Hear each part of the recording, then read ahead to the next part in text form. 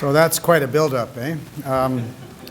I hope you're as delighted at the end of the evening as I am to be here to present this talk. Now I just have to get myself set up here. Is the sound level okay? Okay, just want to. All right. So I'm in the course of writing an article on the problematic use of charter values and discretionary decisions made by tribunals and courts. I thought I would pick out two phenomena to discuss with you this evening. The first has to do with the psychological nature of decision-making. There is a reason why the system of justice has evolved ways to control the exercise of judicial discretion. I entitle this part, A Call for Judicial Humility. The second has to do with the nature of values as a concept, and by necessary implication, the nature of charter values. I call this part of my talk, The Almost Empty Idea of Charter Values. My thesis is that the intersection of these two phenomena, the inherent nature of discretionary decision-making and the empty idea of charter values, poses real problems for our constitutional order in two ways. The first is that unbridled charter values have the potential to increase the discretionary power of administrative tribunals and judges in a way that is inconsistent with our understanding of the rule of law.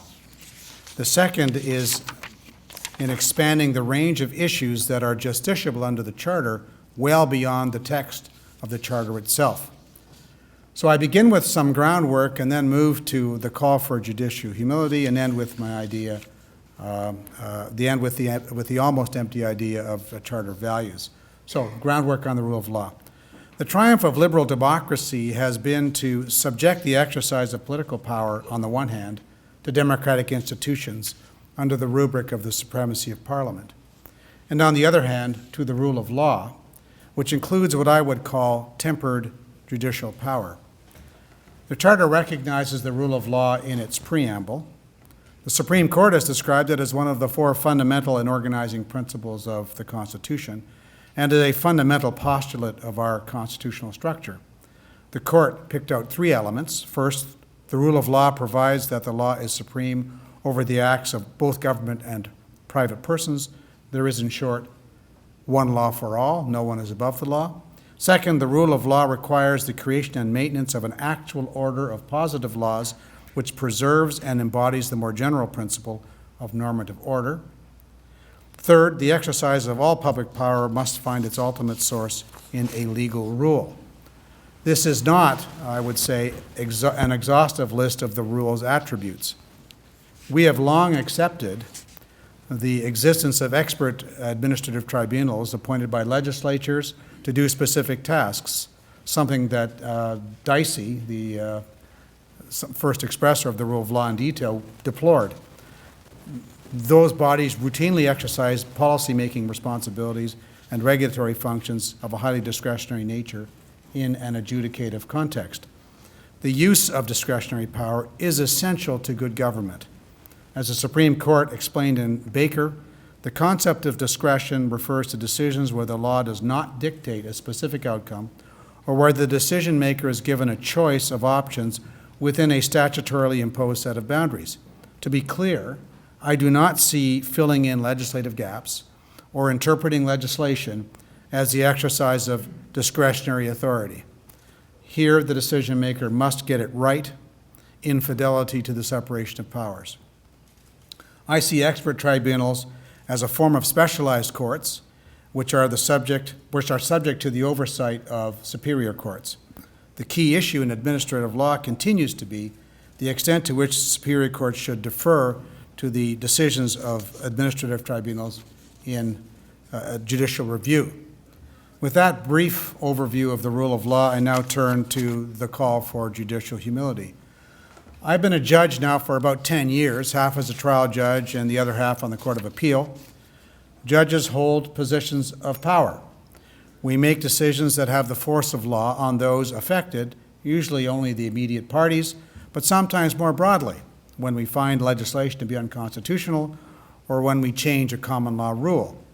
But our power is limited.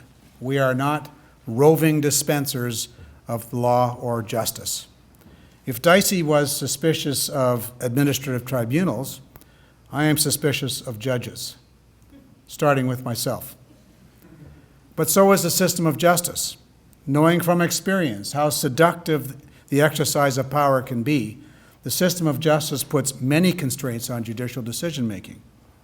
In addition to the constitutional constraints, our jurisdiction is prescribed by statute and the common law. It is also limited by statutory authority and the common law related to the case itself. We are limited in what we can do by the issues in the cases we hear and by the evidence the parties adduce. Our authority is further limited by the rules that apply to the particular kind of case, whether it's a civil case, an administrative law case, or a criminal case. We are ordinarily bound by the rules of stare decisis for our court, particularly by the decisions of the Supreme Court of Canada, and by our own decisions unless we choose to set them aside. Often the legal tests we are required to consider and apply are prescribed by statute or by a higher court. We are obliged to give reasons for our decisions that display the qualities of accountability, intelligibility, adequacy, and transparency. Further, appellate courts sit in panels and are obliged to decide cases collegially. Except for the apex court, judges are subject to appellate review, and even the apex court, in theory at least, is subject to parliamentary supremacy. I consider all these to be mechanisms designed to constrain the exercise of judicial power under the rubric of the rule of law. There are, however, growing contrary pressures. Ronald Dworkin argued that there are three forms of constraints embodied in the law, which he identified as limiting rules, principles, which he thought to be the province of courts, and policies, which he thought was the province of legislatures.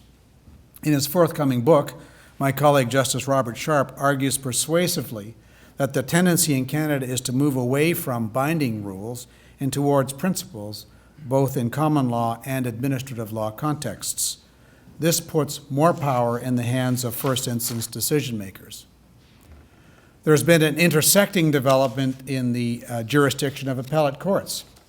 Despite legislation that confers broad powers on appellate courts to deal with the errors of trial judges, the Supreme Court has steadily diminished the role of intermediate courts of appeal through decisions on the standard of review.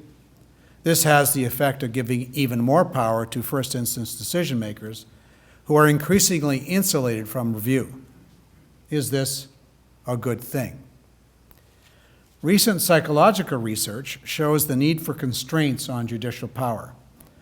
What our ancestors intuited from observation and experience and passed into law and practice in order to constrain judicial power, psychology now demonstrates as necessary.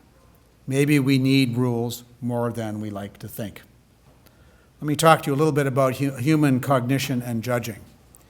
In recent years, psychologists have studied the cognitive structure of the human mind, and there is a large body of American psychological research involving judges.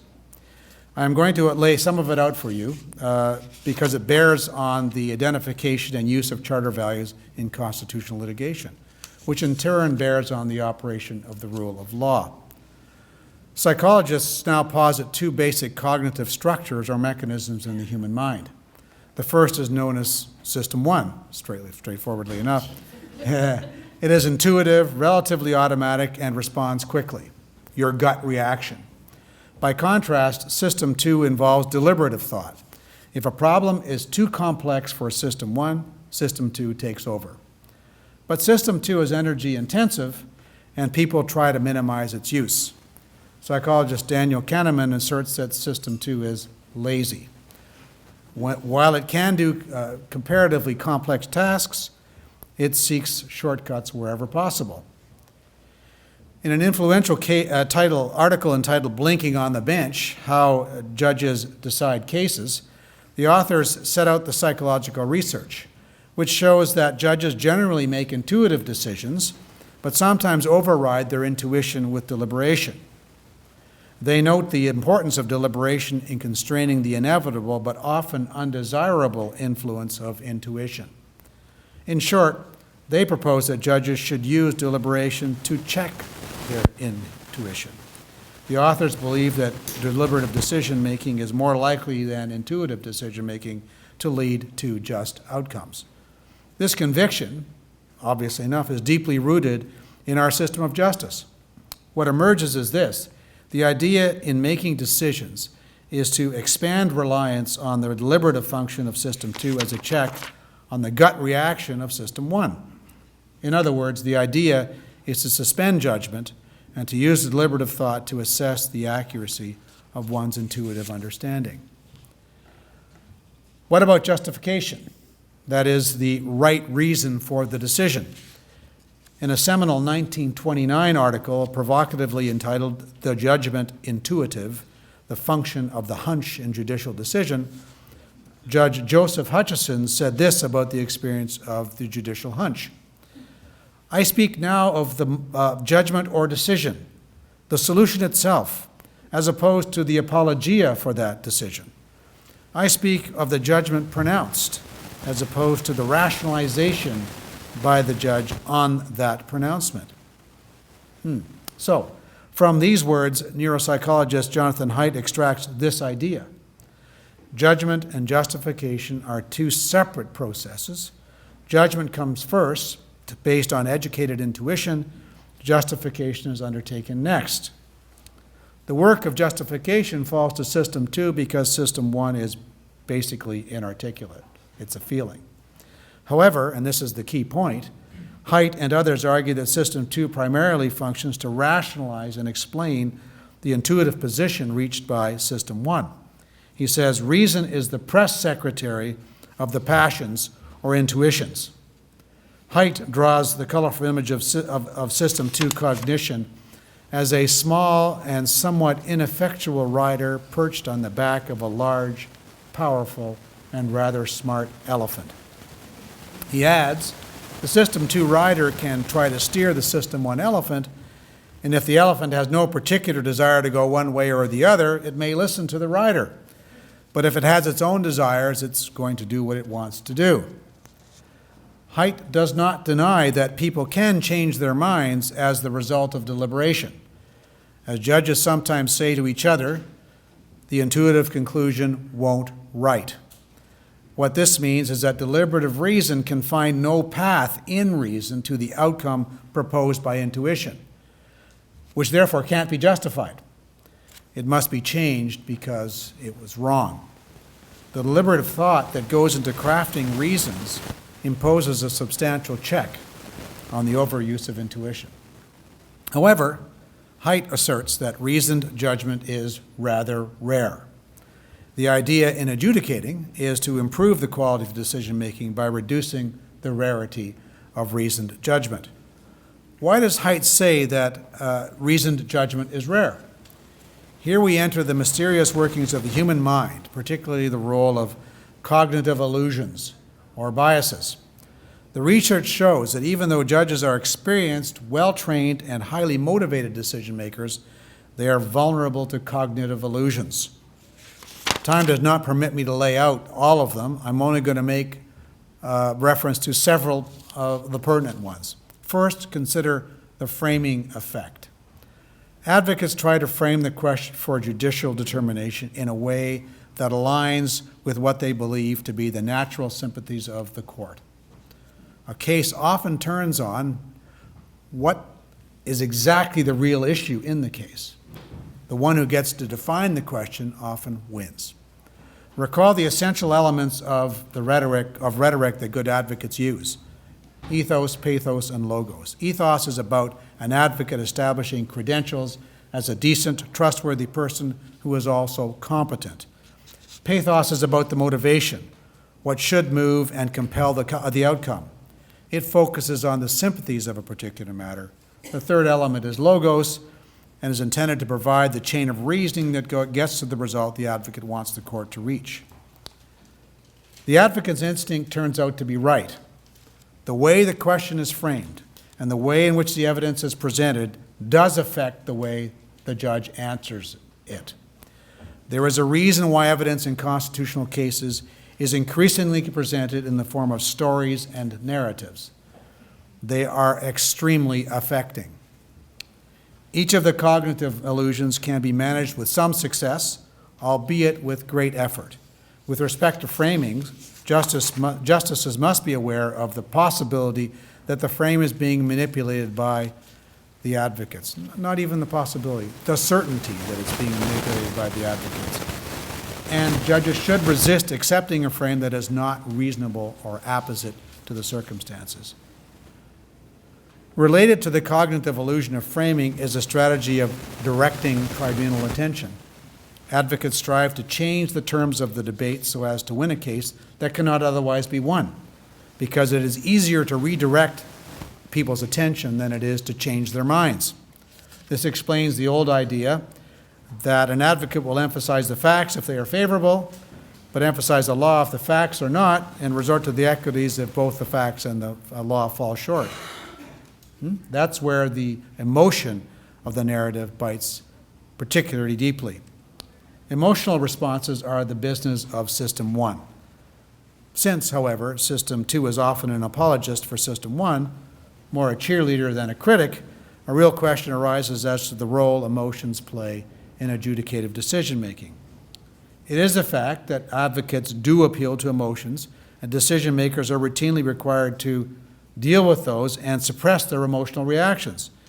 It would obviously be inappropriate, for example, for a decision-maker's feeling for a party or for a party's counsel to influence the outcome of a case.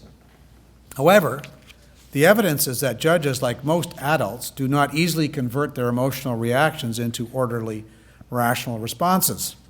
When emotions take over, they distort deliberative reasoning, which can be transformed into what is called motivated cognition or motivated reasoning. When that happens, instead of the impartial assessment of the evidence and the arguments, the decision maker looks for arguments and evidence that support the desired outcome in a way that is not impartial. This reflects the confirmation bias, which Jonathan Haidt notes as one of the most robust and ineradicable biases in the literature of cognitive and social psychology. He says, it is the finding that when we evaluate a proposition, we don't look for evidence on both sides and then weigh up which side is more likely to be true. Rather, we start with an initial hunch, and then we set out to see if we can find any evidence to confirm it. And if we find any evidence at all, we have confirmed the proposition, and we stop thinking. Haidt echoes Kahneman's notion that System 2 is lazy. He observes, it's just so easy for us to go with our first judgment. And it's so difficult for us to seek out evidence that disconfirms that judgment. Haidt considers the confirmation bias to be among the most psychological ideas that can be taught in law school. He adds, this is one reason why it's so valuable to have an adversarial legal system. Someone is appointed on each side to try and disconfirm the arguments of the other side.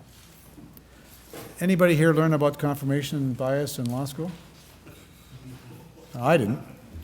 So that very important idea never got taught to me, but there it is.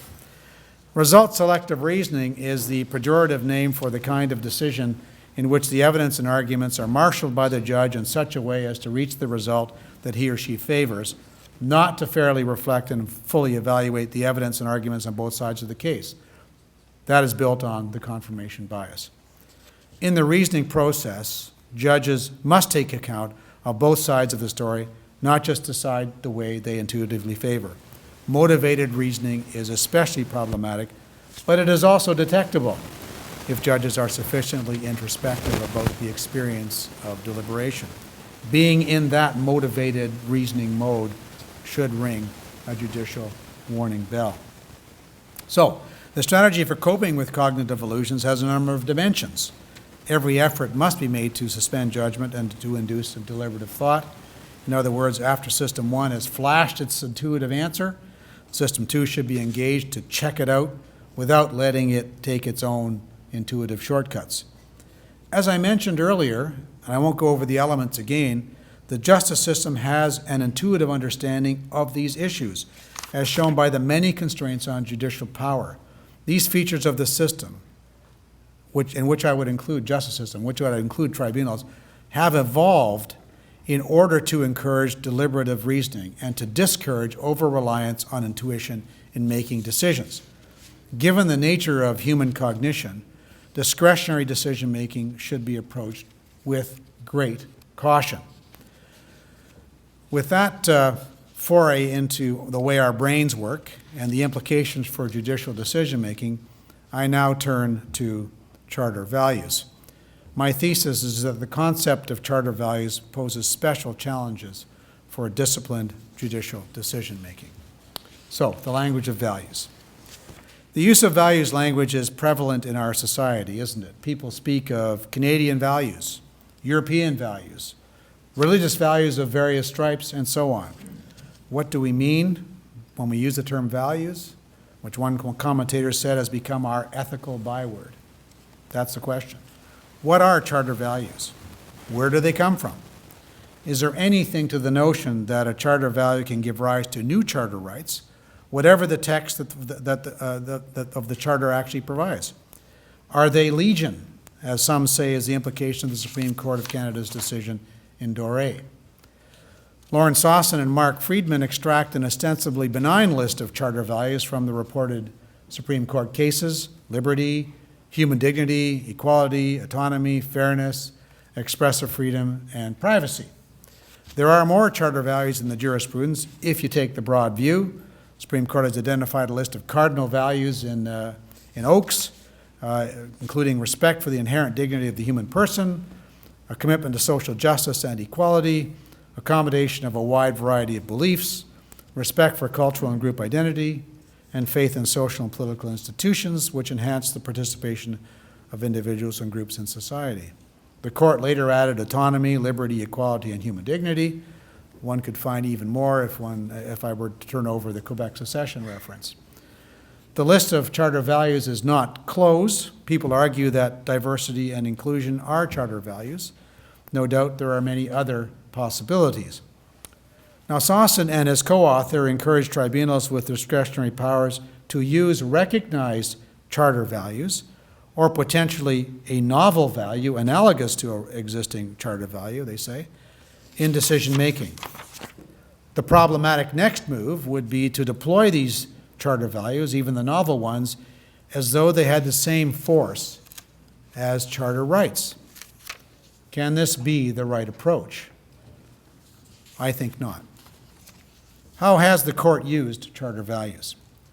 There is no doctrinal definition of what a charter value is. Perhaps it is a concept best understood by watching how it has been used in legal reasoning. The cases have used charter values in 5 different ways. First, interpreting the charter. Second, developing the common law. Third, interpreting statutes. Fourth, reviewing the exercise of discretion in administrative law. Fifth, engaging in proportionality analysis under Section 1 of the Charter. The Supreme Court has usually recognized that a charter values analysis should be avoided where it is not necessary. The Court's usually cautious approach to the use of charter values is warranted. First, let me turn to interpreting the Charter. Chief Justice Dixon said that a purposive approach must be taken to the task of interpreting the Charter. He said, to identify the underlying purpose of the charter right in question, therefore, it is important to begin by understanding the cardinal values it embodies. Earlier, he had said that a guaranteed right or freedom was to be ascertained by an analysis of the purpose of such a guarantee. It was to be understood, in other words, in the light of the interests it was meant to protect. This, in turn, required the court to refer to the language chosen to articulate the specific right or freedom, to the historical origins of the concepts enshrined, and, where applicable, to the meaning and purpose of the other specific rights and freedoms. Fair enough. However, consider Justice Bastarash's cautionary language. Charter values are an important concept, he said, that may help to inform a charter right, but they cannot be invoked to modify the wording of the charter itself. It is not the business of tribunals or courts to amend the Constitution by creating novel charter rights. In carrying out a purposive analysis of the scope of a charter right, courts must sometimes go behind the right to consider the human interests it was meant to serve. As an example, dignity is an important substrate to personal rights. Courts have invoked it from time to time. we can easily imagine other values like equality and liberty working in that limited sense. Now, developing the common law, the second way the court has used it. The Supreme Court has said here that the judiciary ought to apply and develop the principles of the common law in a manner consistent with the fundamental values enshrined in the Constitution, even though the Charter does not apply to private disputes. The court has done so in many cases. I see this as uncontroversial. Next, statutory interpretation. The Supreme Court has been careful to limit the role Charter values can play in statutory interpretation to those instances where the legislative text is ambiguous, in the sense that one or more meanings are available that are equally in accordance with the intentions of the legislature. Absent such ambiguity, Charter values have no role to play in statutory interpretation. Justice Abella stated in Gombach that the application of Charter values, she said, quote, cannot be used as a freewheeling deus ex machina to subvert clear statutory language or to circumvent the need for direct Charter scrutiny with its attendant, calibrated evidentiary and justificatory requirements. Strong language, and I agree with it. I need to do a little more groundwork on Charter rights and permissible limits on them to make sense of the next two judicial uses of Charter values, that is in reviewing the exercise of discretion in administrative law and in proportionality analysis under Section 1. But first, I'm going to have a drink.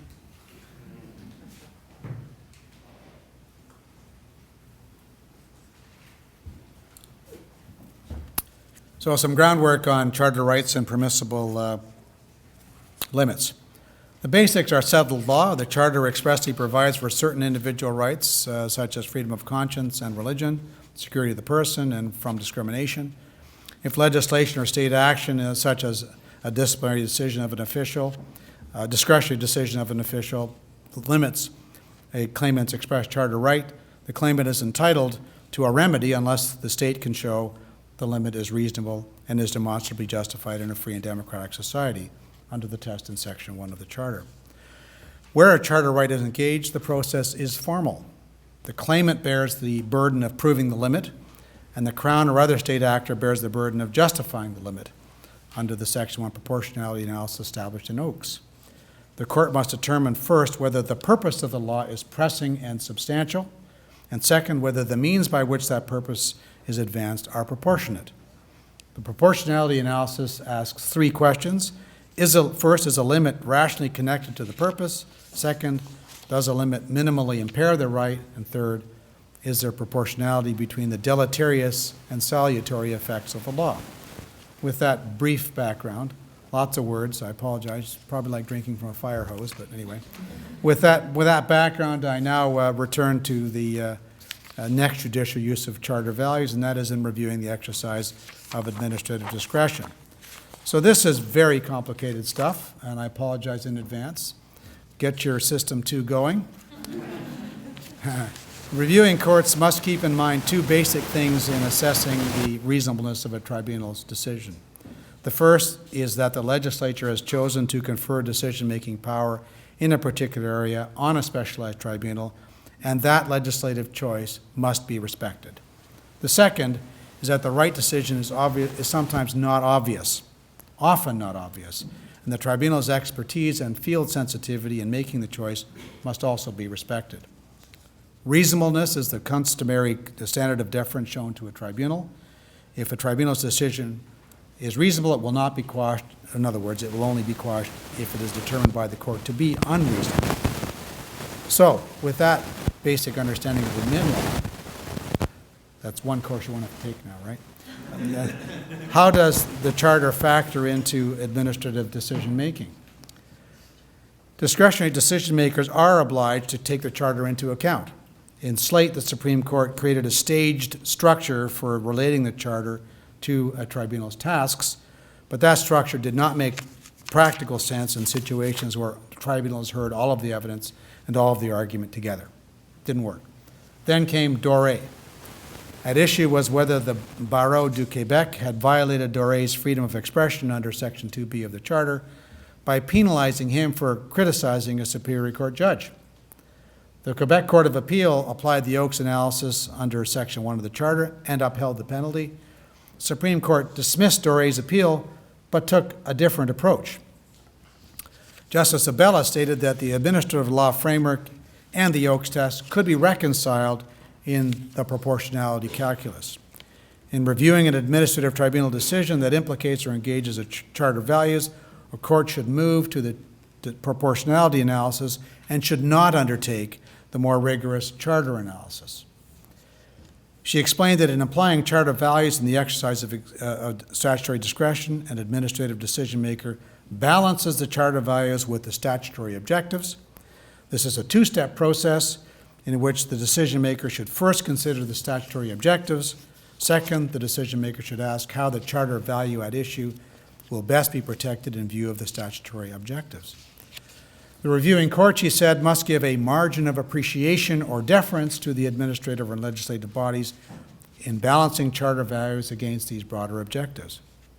Now, the difficulty with Dore is that Justice Abella used the language of charter values throughout and made no effort to distinguish charter values from charter rights, even though Dore had challenged the barreau's sanction as an infringement of his charter right to freedom of expression. Dore caused consternation in academic and legal circles and some delight, I might say. Lauren Sossin thought it was great, as you could tell from the earlier comments I made. The confusion, however, in the jurisprudence grew with the Supreme Court's later decisions in several religious freedom cases. In Loyola, a case about curriculum control in a Catholic private school, the majority, led by Justice Abella, applied Dore, but the minority did not use the analysis at all. And then in Mouvement Laïque Québécois versus Saguenay, a case about whether a municipal pre-meeting prayer limited the claimant's right, none of the judgments referred to Dore at all. Next, in Tunaxa Nation versus British Columbia, very recent case, the majority did not refer to Dore, but the minority relied on it. So, quite apart from uncertainty about the juridical status of Dore, the Dore framework, Dore Loyola framework, as I frame it, poses some serious conceptual difficulties, as I pointed out in a case that I decided called E.T. versus Hamilton Wentworth District School Board. I was joined there by, in my decision by Justice Miller. The confusion results from a failure to make that clear distinction between charter rights and charter values. Justice Abella stated in Loyola that under Dore, the discretionary decision-maker is required to proportionally balance the charter protections to ensure they are limited no more than is necessary given the applicable statutory objectives. This would be no problem if only charter values were at play, not charter rights. However, the language she used seems to suggest that the statutory objectives have indefeasible priority over charter rights, which would be contrary to the Oakes methodology. So let me, in these somewhat murky circumstances, be somewhat bold. In my view, it would be an error to collapse the two legally distinct concepts of charter rights and charter values, as Dore seems to do. Perhaps reviewing courts should draw a bright line between cases in which a party claims that a charter right has been limited and cases in which charter values are merely implicated. Where there is a claim that a charter right has been limited, the first instance decision maker and the reviewing court should conduct a full charter review, both on the issue of whether the claimant's charter right has been limited and on whether that limit was demonstrably justified. In the analysis, the charter right must be privileged over the statutory objective. This is the implication of Section 52, which makes the charter supreme. However, where charter values are only engaged or implicated, the decision maker need not do a full charter rights review, but should have regard to the implicated charter value in making the decision that is consistent with its statutory objectives. The reviewing court should take an administrative law approach. Why should a bright line be drawn between cases in which there is a claim that a charter right has been limited and cases in which charter values must only be considered. There are several reasons. First, it is not only reasonable but obligatory in a constitutional democracy with a Charter of Rights and Freedoms to give priority to express constitutional rights. The Charter effected a negotiated constitutional settlement in 1982, not that long ago. The negotiating parties picked out only some moral commitments and made them into enforceable rights in order to limit state action to some extent. It left others out. There are good reasons for that: philosophical, practical, and political. Hence the ongoing importance of attending to legislative intent if we really mean to be a constitutional democracy. The reason for the specification of only some rights in the Charter are not hard to fathom. Many of the underlying concepts are amorphous by nature, so it is hardly surprising that they were not adopted as enforceable Charter rights that would serve to limit state action. They are not justiciable in the traditional sense. Western society has been contending with the meaning of justice, for example, for thousands of years, with no end in sight. The same could be said for many of the other Charter values, such as dignity, autonomy, and liberty. Maintaining an active distinction between Charter rights and Charter values would acknowledge that even if we identify an underlying value to a Charter right, it is plain that the framers did not recognize that value as a Charter right in itself. We need to be able to reconcile that value with the rights specified in the Charter so as to ensure that we are not supplementing the Charter or effectively amending it in the guise of interpreting it. Second, there is the problem of indeterminacy. The amorphous and vague nature of Charter values means that they provide relatively little decisional guidance. They do not form a discrete set like Charter rights. And the identification of Charter values has been ad hoc, to say the least. Sometimes they confusingly and unnecessarily track the language of an enumerated right in circumstances where the right clearly applies, as in Doré. The problem of indeterminacy is not small. Charter values are often cast at a high level of abstraction, concepts such as justice, liberty, autonomy, and dignity. The meaning of these concepts and their juridical application in a particular case is both contestable and contested. The third point is this: there is a serious problem with subjectivity in the identification and application of Charter values. As my colleague Justice Miller and I said in a case called Gale, Charter values lend themselves to subjective application because there is no doctrinal structure to guide their identification or application. Their use injects a measure of indeterminacy into judicial reasoning because of the irremediably subjective and value-laden nature of selecting some Charter values from among others, and of assigning relative priority among Charter values and competing constitutional and common law principles. The problem of subjectivity is particularly acute when Charter values are understood as competing with Charter rights. The concept, in other words, of Charter values is loose and readily lends itself to an increase in discretion. Fourth, the interaction of Charter rights and Charter values poses problems for judicial reasoning. These relate to the lack of clarity about the subordinate relationship between Charter values and Charter rights, the plurality of Charter values and their uncertain relationship to each other and to common law and constitutional principles. We noted in Gale that multiple Charter values can simultaneously apply in a given dispute and can easily conflict. We added that although equality seems like an opposite value, which our colleague Justice Sharp used in that case, it is a capacious concept that goes beyond the legal right established in Section 15 of the Charter, which is a constrained form of equality. As the Supreme Court has observed, every concept of equality is at once a psychology, an ethic, a theory of social relations, and a vision of the good society. Yes, that's right. And that's what Section 15 has committed us to. How are we to determine the outcome when Charter rights and Charter values compete with each other? The risk is not small that an appeal to Charter values could preempt Charter rights analysis and subordinate Charter rights. However, a party bringing a Charter challenge is entitled to a judicial determination of whether the Charter right has been limited, and the government must have the opportunity to argue that such a limit is justified under Section 1 of the Charter. The rule of law would be compromised if the authority of tribunals to consider charter values were coupled with a differential standard of judicial review that requires tribunal decisions only to be reasonable and not necessarily correct. The troubling prospect is that two panels of different tribunals, or panels of the same tribunal, could disagree about the scope and treatment of a particular value, charter value, and reach different results in a similar situation without any reconciling oversight.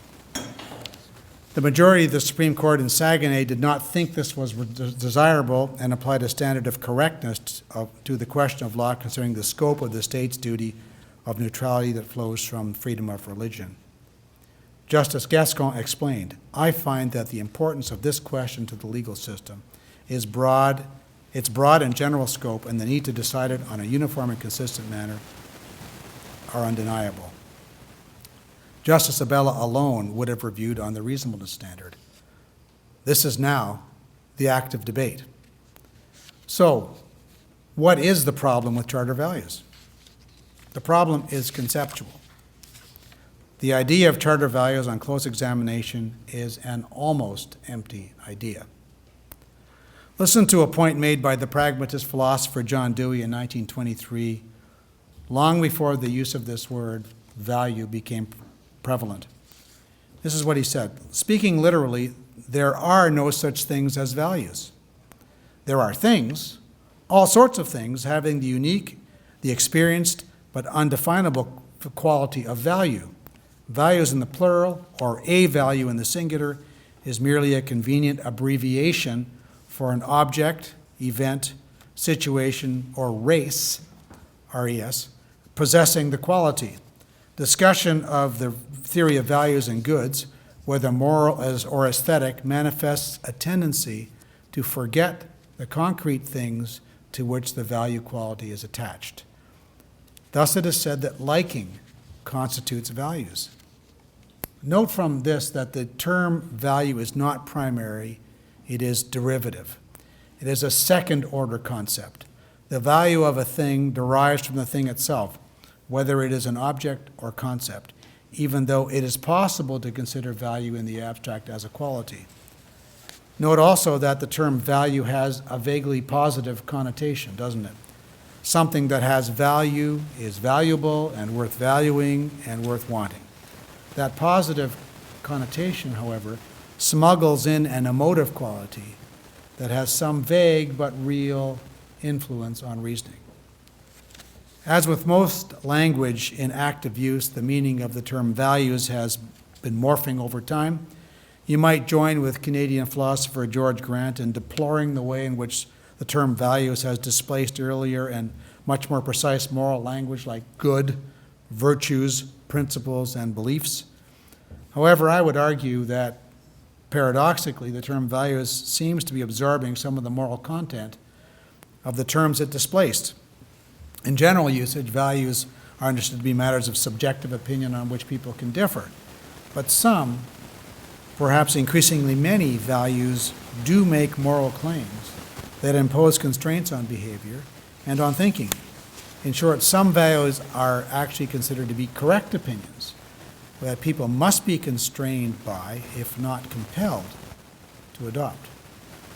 The tendency that Dewey observed to forget the concrete is precisely what Peter Weston took aim at in his seminal article entitled The Empty Idea of Equality, from which I got the title to that part of my paper. This is what he said: although equality is derivative, people do not realize that it is derivative, and not realizing they allow equality to distort the substance of their decision-making. It gives an aura of revealed truth to whatever substantive values it happens to incorporate by reference. As a consequence, values asserted in the form of equality tend to carry greater moral and legal weight than they deserve on their merits. That is why arguments in the form of equality invariably place all opposing arguments on the defensive. So Weston argued that equality is just a stalking horse for the particular form of treatment that the advocating party wants to claim as worthy of equal protection. Those same observations could be made of any of the other charter values we've talked about: equality, liberty, autonomy, dignity, whatever. That's exactly the role that a motivated advocate wants an identified charter value to play in constitutional adjudication. Labeled as a charter value, a concept gains immediate and perhaps winning gravitas. In actuality, the selection and labeling of a charter value in a particular case is intended to facilitate a result-selective conclusion. Let me drill down a little bit more on the process of identifying and labeling a charter value. Looked at carefully, the cases bring into sharp relief the subjective nature of decisions invoking charter values and the lack of transparency in the reasoning process leading to their identification.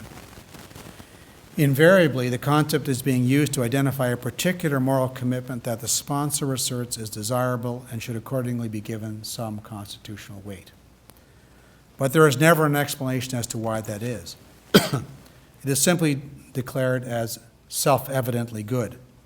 And if something is a fundamental moral good, the thought runs, something that all right-thinking people must agree to, then it must in some way proceed from the Charter, which is our national commitment to a consensus of fundamental goods. If it proceeds from the Charter, then it must be a commitment that is both shared and beyond debate. So, this is catnip to many decision makers, including judges. There's great joy in donning the moral mantle, something bracingly affirming about finding and labeling a moral commitment as a charter value. Putting it romantically, perhaps, the declarant can be claimed to be standing midstream in the river of justice that flows out from the Charter. It's an intoxicating exercise of sovereign power. The charter values approach excuses the decision maker from the steps of justification because all the normative work is done offstage in selecting the charter value. Advocates spend their time constructing competing charter values to arrange a collision of dignities rather than engaging on the substantive issues and on the facts. Put bluntly, the term charter value serves in practical terms as a rhetorical device that supplants what should be a transparent analytical process. And so the mischief is in the unjustified trumping of one reason over another and the loss of transparency and reasoning. So I now turn to the fifth use of charter values in the proportionality analysis under section 1 of the Charter. I'd be happy to know I'm approaching the end, so I thank you for your patience. So earlier I said that the problem with charter values is conceptual and that the idea of charter values on close examination is an almost empty idea. Why did I hedge? Because I think the idea does play a useful role and that charter values do state important moral commitments decision makers should take into account where relevant, as in the first three types of decisions the Supreme Court has used them in. Interpreting the Charter, interpreting legislation. What was the third one? I can't remember now. Who's got it? Just a test? What was that one? Common law. There you are. There we go. Thank you. There's a man who's listening. He gets a gold star. I'm not even listening, and I'm writing. I'm the one who wrote it. In a classical article, Fred Schauer built on Weston's thinking, he said this: some terms like liberty and equality are pervasively indeterminate. It is not that such terms have no content whatsoever. It is that every application, every concretization, every instantiation requires the addition of supplementary premises to apply the general term to specific cases. To put the point more plainly, when one asserts that charter value at issue is equality, for instance, one should then be compelled to explain in respect of which interests, concretely, equality is being asserted. The same approach holds for assertions that the charter values of dignity, liberty, or autonomy are relevant in deciding the dispute. What are the ultimate interests that are actually being engaged? The label charter value seeks to justify setting apart a certain moral commitment as a good thing, worthy of a preference in the proportionality calculus. But whether it is or is not should not depend on rhetoric, but on how the concrete interests of the contending parties sort out. What underlying interests are the competing moral commitments striving to advance, protect, or instantiate? Are any of the competing moral commitments charter rights? If they are, how do we sort out the contest under the proportionality test in Section 1 of the Charter? So, Charter values are almost empty vessels, proxies for the underlying interests that are actually engaged in the dispute. Analytically, though it is those interests that must be evaluated, they should not be masked or obscured by a label. These are the concrete interests that must be considered in the proportionality under Section 1 in each element of the Oakes test. Rather than stop at bandying labels, the parties must bear down on the evidence. In a more recent work, Schauer said this: we need some way to conceptualize not only the way in which rights may at times compete with other rights, but also, and more importantly, the way in which rights are superior to, but neither trumping nor excluding non-rights-based interests and other considerations. Schauer proposes a rule of weight in which charter rights do have more weight, but not necessarily trumping weight in the proportionality analysis. Charter values are not charter rights, but they can signal interests and moral commitments that courts and other decision makers must take into account in the proportionality analysis. Let me just finish up then. I'm reaching the end. Consider this troika. First, the advent of unbridled charter values. Second, the requirement of appellate deference to first-level courts and especially to administrative tribunals. And third, the increasing resort to proportionality analysis. This troika could serve to magnify enormously the discretion of administrative decision makers and first instance judges sitting alone. Would this be a good thing? Could this expansion of discretion diminish the role of the elected legislature? Could it undermine the basic constitutional idea of the separation of powers and fidelity to the constitutional text and to the rule of law? Would it be a wise move to get the charter values genie back into the charter rights bottle? I would say no. Charter values have some moral content, and they have their uses, but it is the abuses we must guard against. In our culture, we do not understand judges to be Plato's golden-souled philosopher kings, disinterested and dispassionate. We understand that judges are imperfect human beings. The psychological research demonstrates conclusively that the broader the range of unbridled discretion open to a decision maker, the more likely it is that cognitive illusions, personal biases, and attachments will play a role in decisions. And this is just wrong. We judges cannot do whatever we like. We are the guardians of the rule of law and are also bound by it. It is a hedge against the abuse of power, including the power of judges.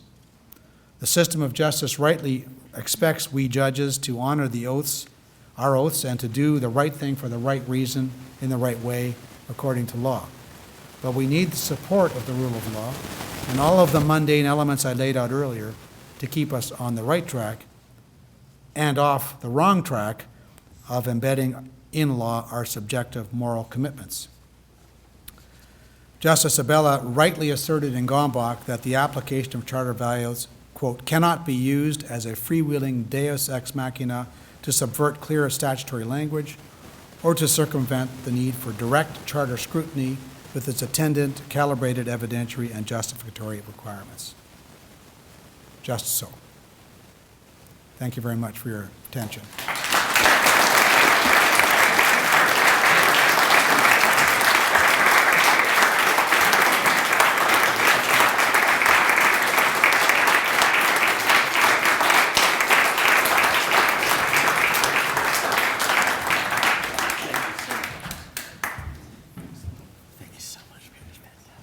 If anybody has any questions, don't be shy. You could just introduce yourself and then ask your question. Hello. Please excuse my poor English. I'm Frédéric Xavier Duhamel from University of Montreal. You've mentioned the works of Danny Kahneman, and I'm so happy that you mentioned it because it's so important to take into account psychological bias in the legal profession. Because I've read Thinking Fast and Slow a few years ago, and oh my God, it totally blows my mind. Read this. And so, what, in your opinion, what are ways that we could we could, what are some ways that we could use to reduce the effect of psychological BS in the courtroom?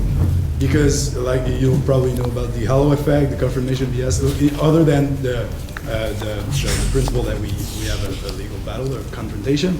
Like, how can we reduce those other effects? Are there ways that we could, I don't know, hide some senses in, I don't know, I'll let you answer. Thank you. I guess the answer would be that all of the devices I talked about, the way in which the cause of action sets up, the way in which the evidence is adduced, the rules and all that sort of thing, are intended to create a sort of an avenue by which a case gets to court, right? But once you're in the courtroom, people will say whatever they want, right? So then it's up to the judges to control that. So all I can do about that aspect of your question is to say, the more we can educate people, judges, lawyers, and everything else, about the nature of these cognitive illusions and how they might influence decision-making, the more likely we are to get the right process out of the other end. We have a lot of the civil justice and criminal justice mechanisms in place that induce deliberative reasoning. But at the end of the day, those will never work out perfectly. What we need to do is get the moral commitment on the part of people who are doing these jobs to take it seriously, recognize the flaws, and carry on. And I have to say, the vast majority of judges take their oaths very seriously. I don't know any who don't, frankly. So but educating somebody about what their biases might be is a useful exercise. Thank you. Is this on? Yeah. I'm Bruce Party. I'm a prof at the Law School at Queens. Thank you very, very much for your talk. Very interesting and a lot of good thinking there. I appreciate it. My question is, you have minimally endorsed the idea of charter values. Criticized it, yes, but still at the end, not quite dismissed it. Mm-hmm.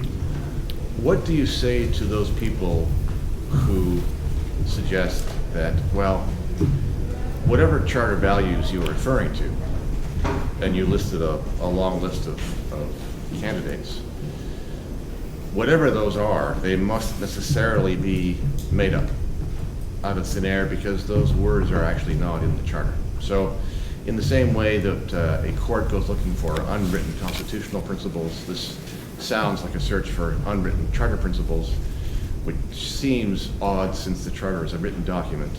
And if you open the door a little bit to say, well, some charter values might have some value, if you'll use the word, in what respect is an endorsement of a charter value doing any of the restraining job that you are speaking about? Yes, so I think, as Chief Justice Dixon said, when he was in Oaks, when he was talking about interpreting the charter, he said, look, these words didn't come out of the mind of Zeus, fully formed and completely understood by all of us once we read them. And we have to understand what the context is, out of which they came, historical and otherwise, what the values on which they were based were and are. So there's no denying that there's a value structure underlying them. The question is what parts of that value structure were turned into rights that are enforceable. That's the issue. Now, the question you've asked is what about other charter values that are not rights because they haven't been made rights? I guess I don't know what, the human imagination is endlessly fertile, right? So we could see all kinds of things coming. But it strikes me that if we're going to give any weight to any of these novel charter values, the ones that Dean Sossin thinks people should be working on, they have to be minimally plausible. They have to find some root in the charter or the principles of the Constitution or the principles of law that undergird the rule of law. So that's as far as I can go with it. Since I haven't yet been told about a novel charter value that doesn't seem to have some attachment to something in the charter, I don't know what that would look like. So I'm having trouble with answering a question any more definitively than that. I'm not sure that's an answer. Was that an answer? Hello, Your Honor. Thank you very much for coming. I'm Victor Leschen from Western University, president of the Runnymede Society there. I was wondering, given what you were talking about, the psychological reality of decision-making, what your thoughts are on a standard of deliberation instead of a standard of correctness or reasonableness, which just on superficial analysis seems to capture some good elements of both. Thank you. What would that look like? It's a difficult standard to conceive of, but one where I guess they look for evidence that the arbitrator in that decision considered sufficiently the alternative to the decision that they came to, in a way. Interesting concept. I mean, there's a Rule 53 under the Rules of Civil Procedure in Ontario deals with expert witnesses.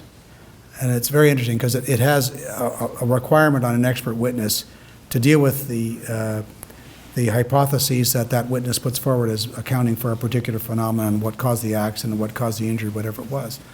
But also requires the expert to address the arguments of the other side and the opposed evidence. That's as much as I've come to in terms of seeing anything like that. It's an interesting idea. Thank you.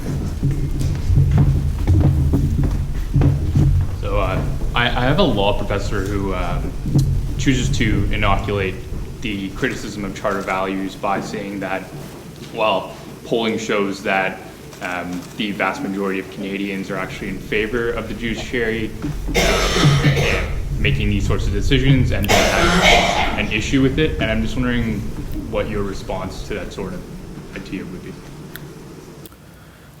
You know, there are lots of societies in our recent past that justified decisions in the same sort of way. They didn't end well. Somewhat ironically, just quickly, somewhat ironically, the position of this person is also that the charter values will prevent from majoritarian abuses. So I'm wondering. But isn't that a majoritarian abuse? Well, I don't understand. I mean, it seems like that's contradictory in terms of the way you've explained it. right, but so you don't think that you don't need to defer to the idea that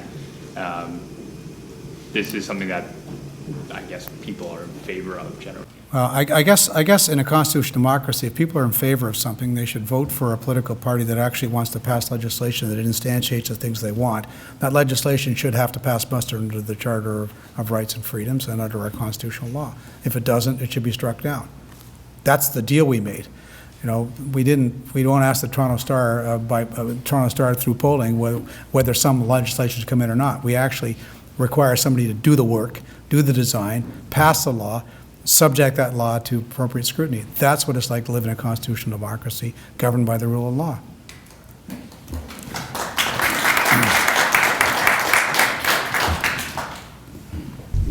Thank you, Justice Lauwers, for a great talk. My name is Gerard Kennedy. I am a PhD candidate at Osgoode. I also taught admin law at Queen's, where I must say that both Gale and DT were very interesting and good teaching tools, so thank you for that. I guess I'm wondering if some of the problem, and I loved your use of psychological literature, is in this use of the word value and its positive connotation, whereas you seem to have little, if any, objection to using the purpose of the Charter and the purpose of provisions in it to interpret the provisions therein, or even the common law or particular statutes that are ambiguous. Do you think that language would be helpful? I realize it doesn't have the emotional pull, and I guess subsidiary to that, pending the Supreme Court accepting what you have to say, it's going to be very tempting and arguably negligent for an advocate not to use charter values to frame a case if it could be advantageous to their client's cause. And I guess so my question is, what do you think advocates should do? Mm-hmm. Well, I mean, I think there's no way of abolishing the word values from that political vocabulary, right? Never going to happen. So the question is how you use it. And all I can do is say that when somebody uses charter values, somebody else will say, well, wait a minute now. Now you have to define what it is you're talking about. What are the precise interests you're trying to protect, and how you think those should work out in the logical reasoning, in the reasoning path to get you to the result you want. And And how does that engage with my counter-argument, which is this, by the way, right? So, cases in which there are dueling charter values are really very uncomfortable. We need to get at what's underneath that question. What is the real interest, the human interest at stake in each case?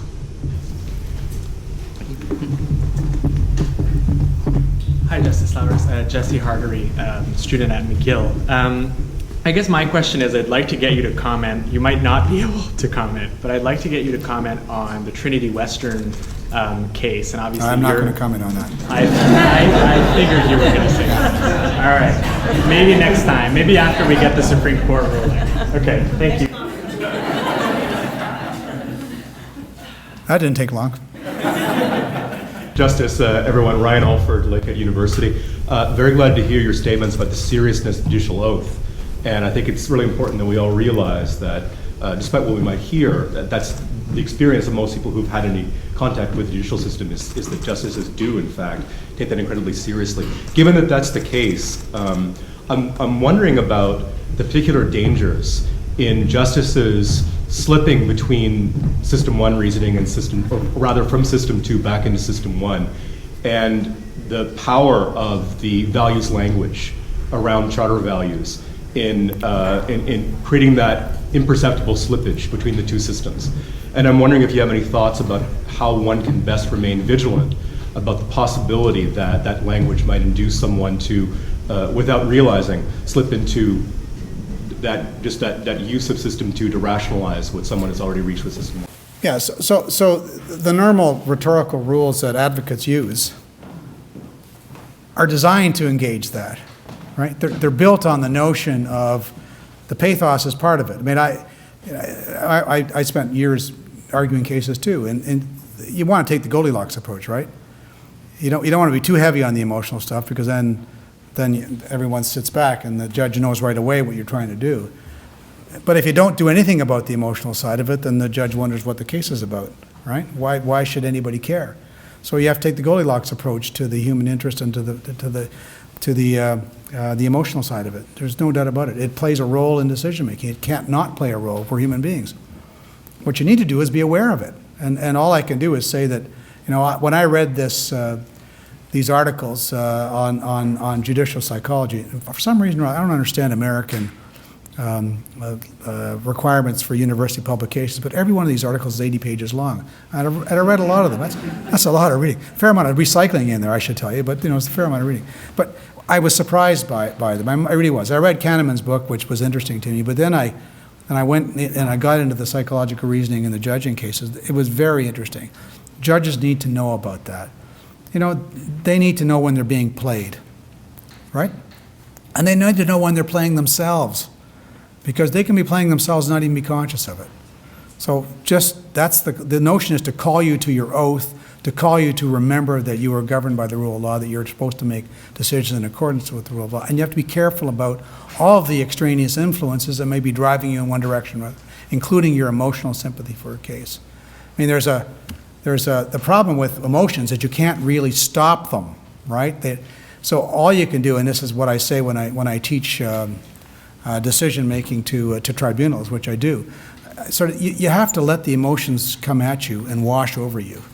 You just have to let them happen. I mean, I did this as a trial judge. I mean, really horrendous cases, very bad things happen.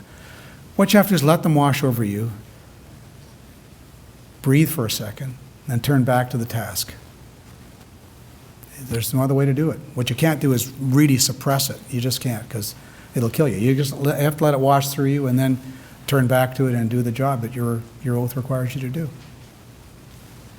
So that's my answer. Sorry. That's the best I can do. Let's ask that. All right. So hi, my name is Xavier Foucault-Menard. I'm the co-president at McGill. So you discussed psychology, but you also discussed philosophy, talking about John Dewey, and if I'm not mistaken, part of your argument was that values are derivative concepts grounded in things. But that is so that's one movement in philosophy. Things are concepts. Right. So that's one movement in philosophy, but you can think of other philosopher who will posits values like in a more storefront way, let's say. So I'm thinking like Aristotle. So I'm just wondering if that would change your analysis or not the least. So yeah, thank you. I'm an Aristotelian, I think. I don't really know how to answer the question because, in my view, the development of virtue is what this is all about. I mean, we need to have judicial virtue, we need to have lawyers' virtues, we need to have people's virtues. I mean, the law instantiates a number of things which people would think were virtuous. Keep your promises in contract law, take care of your family and family law, etc.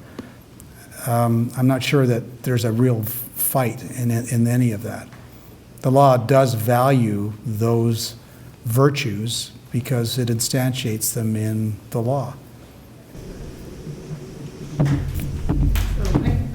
My name's Kara Johnson. I'm a lawyer in Ottawa, but I'm a recent call to the bar, and before that, I had a career in education, in particular in character education. So your reference to virtue is precisely where I was going.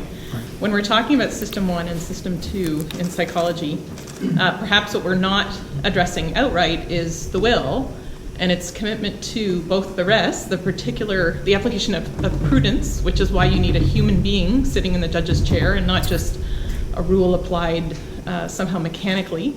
And I guess I'm concerned about two things maybe you could speak to, because I was pleased with your declaration that the moral commitment of the judges is solid, but it seems to me that in order to go both against the tide of values, which is to some extent a peer pressure situation, let's say, in decision making, and also to speak to perhaps the abundance of unanimous decisions coming out of a Supreme Court, a lack of strong voices on each side, giving a clear commitment to, or a will to argue, a will to do more than just sort of give voice to Canadian values.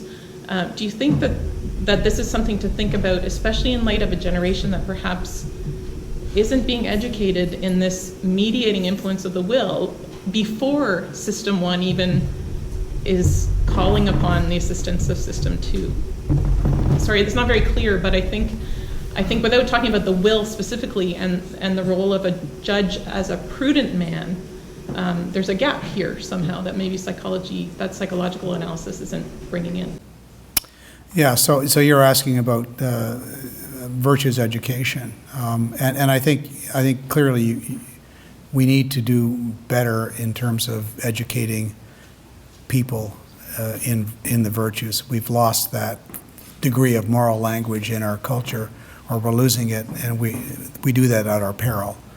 And it absolutely does have to do with System 2, and also with controlling the will and the temptation to go with the gut, to do what feels good, to do what one likes.